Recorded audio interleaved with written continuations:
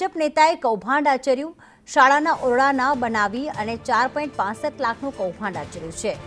બોરસદ દેકડિયા આશ્રમ શાળામાં કૌભાંડ આચરવામાં આવ્યું, જેમાં સરપંચ, તત્કાલીન તલાટી સહિત 5 સામે ગુનો દાખલ થયો છે। સરકારી ગ્રાન્ટમાંથી 9ના બદલે 8 જ ઓરડા બનાવ્યા હતા। કૌભાંડી ભાજપના નેતા સહિત 3ની ધરપકડ કરવામાં આવી। ભાજપના નેતા હર્ષદ ચૌધરીની પોલીસે ધરપકડ કરી છે। આશ્રમ શાળા પ્રમુખ સુભાષ ચૌધરીની પણ ધરપકડ, કોન્ટ્રાક્ટર ચિરાગ વસાવાની પણ ધરપકડ કરવામાં આવી છે। નિલેશ પટેલ અમારી સાથે જોડાઈ ગયા છે। નિલેશ, આખી હકીકત કઈ રીતે સામે આવી કૌભાંડની? जी ચોક્કસથી પીટી બોરસદ દેગરિયા ગામે એક સરકારી આશ્રમ શાળા છે જ્યાં 9 ઓરડાનું બાંધકામની મંજૂરી લેવામાં આવી છે અને માત્ર 8 જ ઓરડા બનાવી એક ઓરડાનો જે રકમ હતી એ ચાઉ કરી દેવામાં આવી છે આ નેતાઓ દ્વારા। ખાસ કરીને આ મામલે એક વિપક્ષના નેતા દ્વારા ફરિયાદ આપવામાં આવી છે અને ફરિયાદ કરવામાં આવી હતી, જેને લઈને અવારનવાર જે ફરિયાદી છે રૂપસિંહભાઈ વસાવા એમના દ્વારા મામલતદાર ટીડીઓમાં આવેદનપત્ર આપવામાં આવ્યા હતા અને ગતરોજ ટીડીઓ દ્વારા સમગ્ર મામલે તપાસ કરવામાં આવી છે અને તપાસ માટે જેટલા જે આ જે ગુનામાં સંડોવાયેલા છે તેમને તેમની સામે ગુનો દાખલ કરવામાં આવ્યો હતો। વિપક્ષી રજૂઆત બાદ જ આ સમગ્ર મામલે ભ્રષ્ટાચાર બહાર આવ્યો હતો। માંગરોળ તાલુકા વિકાસ અધિકારીએ પોલપા જે માંગરોળ પોલીસ મથકે ફરિયાદ પણ નોંધાવી છે અને પોલીસે હર્ષદ ચૌધરી સહિત તમામ જે આ ગુનામાં જે સંડોવાયેલા તેમની અટકાયત કરી છે અને હાલ તેઓ રિમાન્ડ હેઠળ છે। જી, આભાર તમામ વિગતો માટે નિલેશ।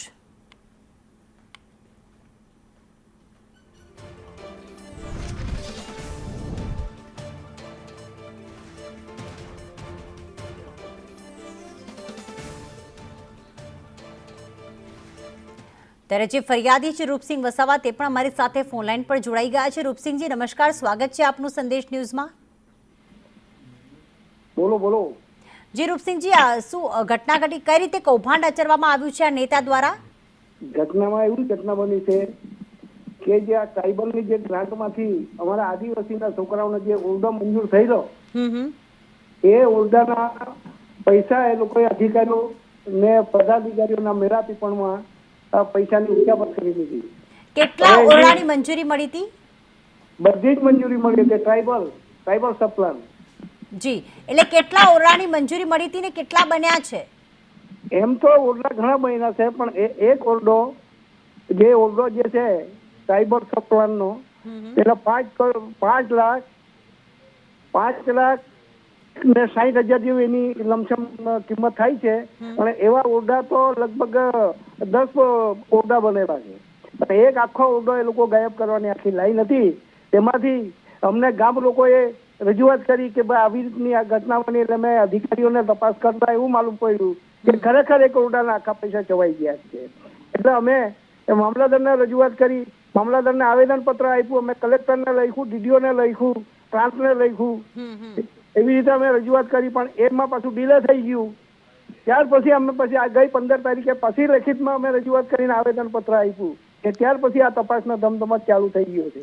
બિલકુલ, હાલમાં ધરપકડ કરવામાં આવી છે, જે કાર્યવાહી થઈ એનાથી આપ સંતુષ્ટ છો? અમે હજુ તો અમને જોઈએ એટલો સંતોષ નથી થયો, કારણ કે એમાં બીજા છે તે લોકોની ધરપકડ થવી છે, આ તો ફક્ત 3 જણાની ધરપકડ થઈ ગઈ છે। બિલકુલ, આભાર રૂપસિંહજી, સંદેશ ન્યૂઝ સાથે વાત કરવા બદલ।